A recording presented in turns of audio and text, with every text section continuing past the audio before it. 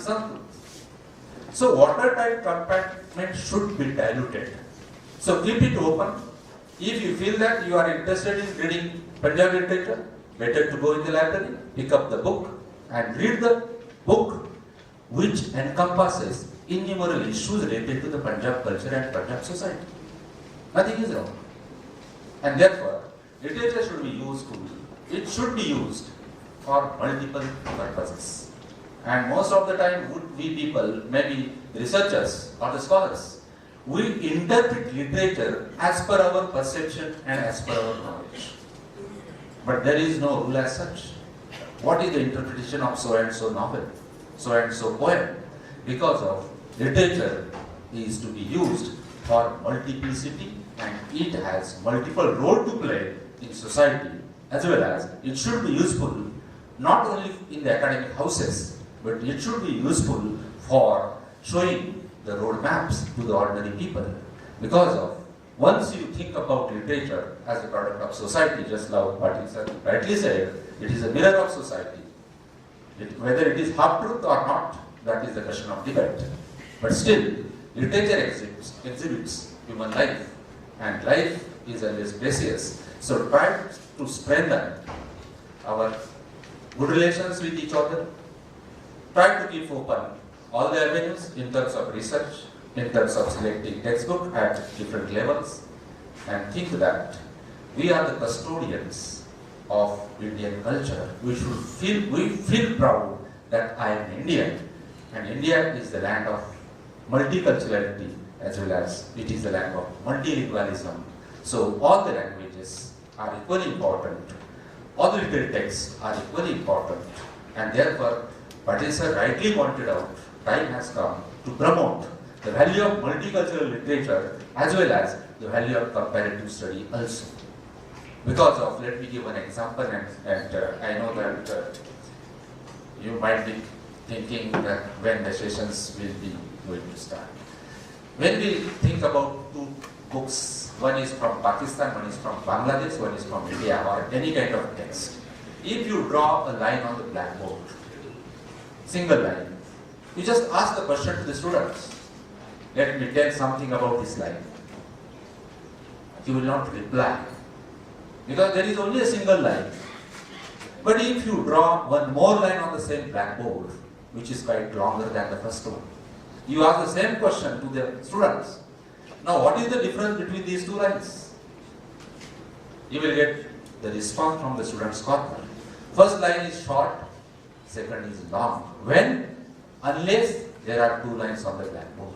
The same is the case with the literary text. If you compare one text with other, one literary text with other text, definitely we will draw your own conclusion that this is what is there in the book. Therefore, comparative study should be promoted. Multicultural text should be promoted at school as well as college level, because of once we talk about the national integration, on the other hand, we just make small groups, and that groupism will definitely scatter the main purpose of literature. Therefore, friends, I know that you are aspirants, you are research scholars, you are teaching in different colleges, maybe in universities, and therefore this is a kind of academic field, academic fist from today onward, and I believe that this would be one of the important academic events. It is bold to say, but it is an important event in the history of vicinity of Pune University also, because I have been attending number of conferences and number of seminars at different places, but this huge crowd speaks volume about the success, and therefore once again I congratulate this couple, very dynamic, very proactive, and both are down to earth. Therefore this crowd we see, and therefore on behalf of Pune University, though I am a dean, therefore I am not here in the capacity of dean, I made it clear, only because of Sudhir Nikam and his wife. Once again I thank organizers, his team, and family members who are actually not the participants, but their lively faces definitely add color and flavor in this academic event. Thank you very much. Thank you very much, sir, for this inspiring speech. Before we conclude the sessions, we have a vote of thanks. I request Sri Sharad, Vice President, Higher Education and Research Society, to give a vote of thanks.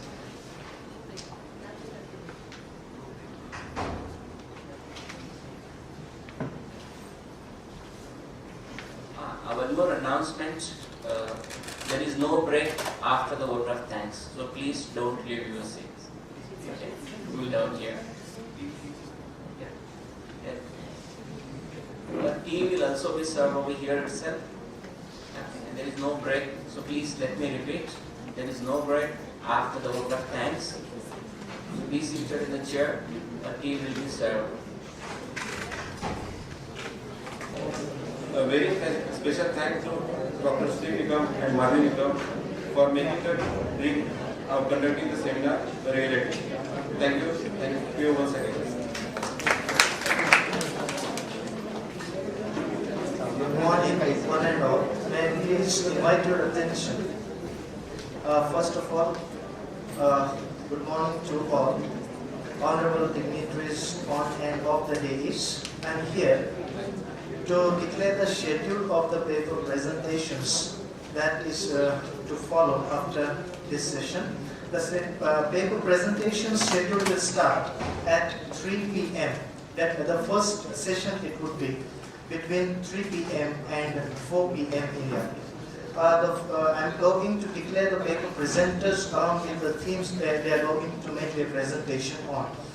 It is Maya Vinay, whose paper is on Globalization of Cuisines, Rethinking the Role of Food in the Recent Indian English Fiction.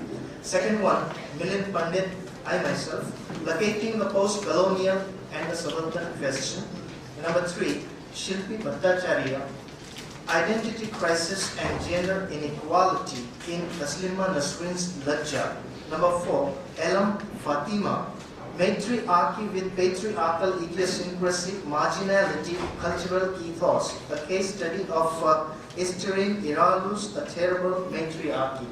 Number 5, Devika Rani, Politics of Taming Silence, into brackets silence, in the Taming of Women by P. Sivakam. This is the schedule for the first session held between 3 p.m. and 4 p.m. The second session after that between 4 p.m. and 5 p.m. I am going to declare the names again for that session. Kindly your kind attention, please. B.Y. Krishnamurthy, the title of paper, A Study on the Impact of Globalization and Global Literature on Indian Cinema.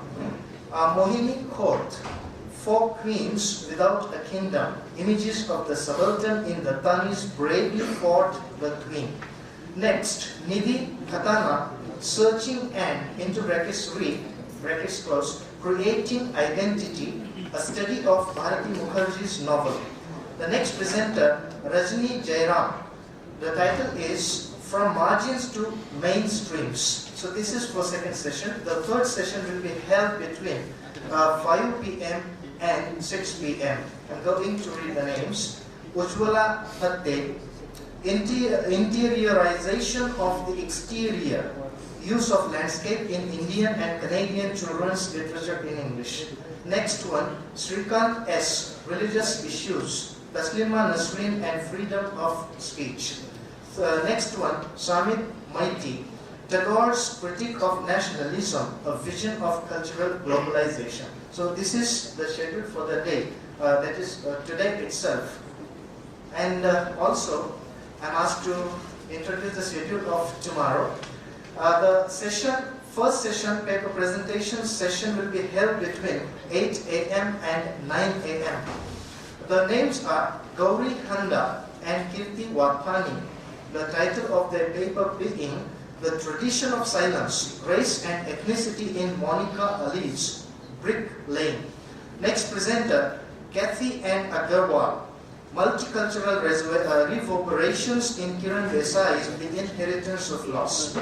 Next presenter, Lola and Prasuna, Early Strain of Indo-English Poetry, a potent guide for future poets with a special reference to Sarojini Naidu, followed by Ruchi Sharma, Marital Discord and its Assonance in Girish Bernard's play, Wedding Album.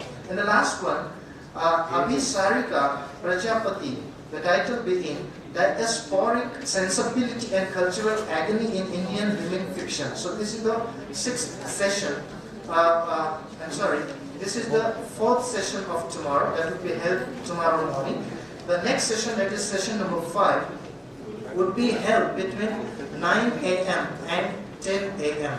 The presenters are Poonam Dwivedi, the title of the paper being Anil K. Sharma's Lucky Lady and A.L. Zakir's Karmawali, a figure of human relations in days of partition, followed by Rimika Singhvi, War, Violence and Memory in Post-Independence Bangladesh, a study of Tahamima Anam's The Good Muslim, followed by Amrita Basu, T-shirt slogan, Defining Gender Role in 21st Century Urban Kolkata, followed by Aditi Dev, Morality of the Transgressor in U.R. Ananthamurthy's Samskara. So this is the schedule.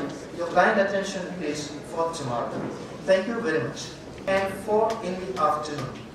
The first presenter would be Maya Vinay, who would be presenting the paper Globalization of Cuisines, Rethinking of the Role of Food in the Recent Indian English Fiction, followed by Milind Pandit, Locating the Post-Colonial and the Subaltern Question, Shilpi Bhattacharya, Identity Crisis and Gender Inequality in Taslima Nasreen's Darja, followed by Elam Fatima, Matriarchy with Patriarchal Idiosyncrasy, Marginality and Cultural Ethos, a case study of Estering Iralu's A Terrible Matriarchy.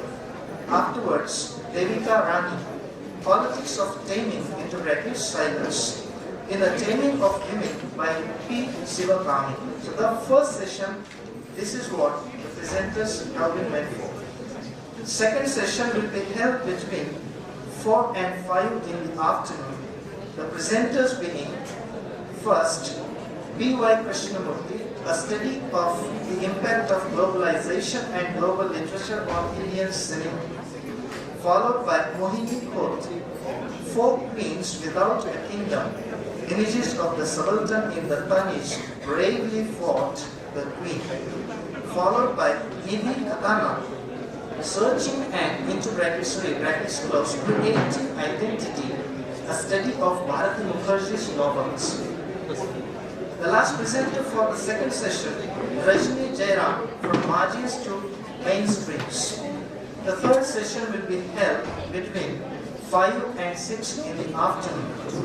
The presenters are Ujjwala Khatte, Interiorization of the Exterior, Use of Landscape in Indian and Canadian Children's Literature in English. Shrikant S., Religious Issues, Taslima Nasreen and Freedom of Speech, followed by the last presenter, Samit Maiti, Tagore's Critique of Nationalism.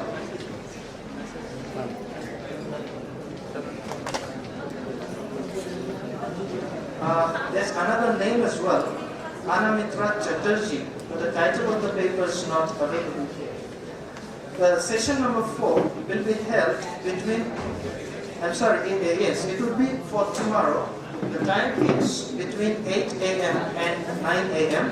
The presenters being Gauri Handa and Kirti Warkhani. The title is The Tradition of Silence, Race and Ethnicity in Monica Ali's Brick Lane, followed by Kathy and Agarwal, Multicultural Reverberations in Kiran Desai's The Inheritance of Loss, followed by Lola and Prasuna, Early Strain of Indo-English Poetry, a potent guide for future poets with a special reference to Sarojini Naidu, followed by Ruchi Sharma, Marital Discord and its assurance in Chris Bernard's play Wedding Album.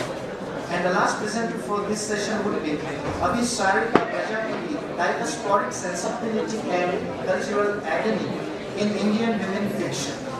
The last session that will be held tomorrow is between 9 and 10 a.m. Poonam Divedi, Anil A. Sharma's Lucky Lady and A.L. Zakir's Karmawali, a figure of human relations in days of partnership. Followed by Renika Singh with War, Violence and Memory in Post-Independence Delegates are not requested to move on. See, listen.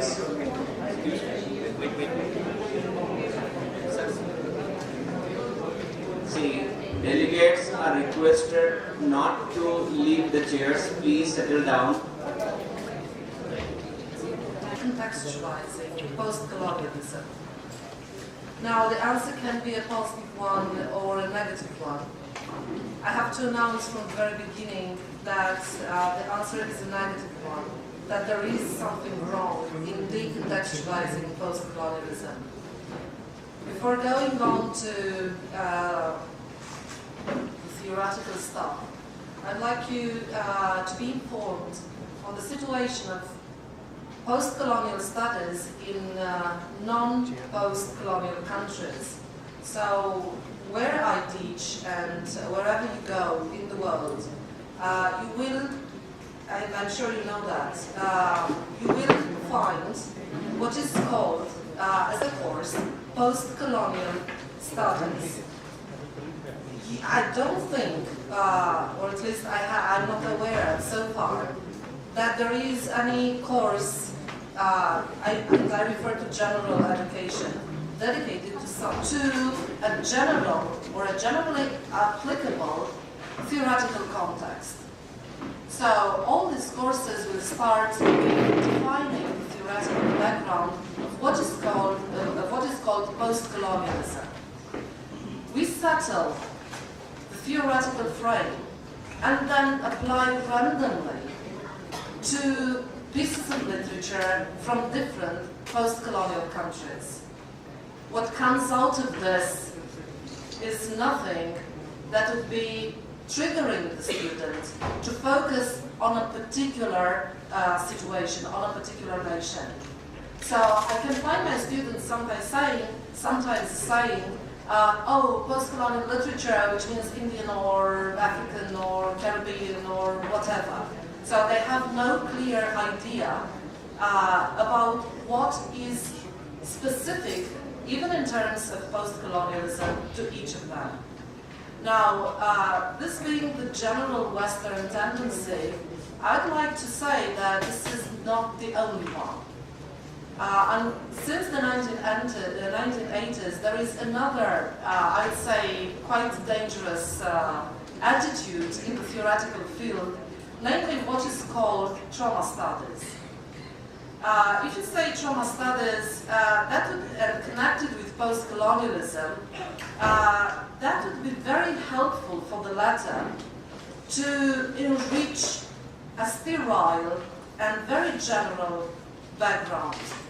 Of course, when you say post-colonial literature, you do address issues that have everything to do with trauma in terms of the national situation, or the personal situation, or related to identity, social and economic problems. Now, under these circumstances, I would like to connect the two fields, what's called trauma studies and post-colonial theory, and see if there is anything wrong or which are the tendencies that move around in academia and that can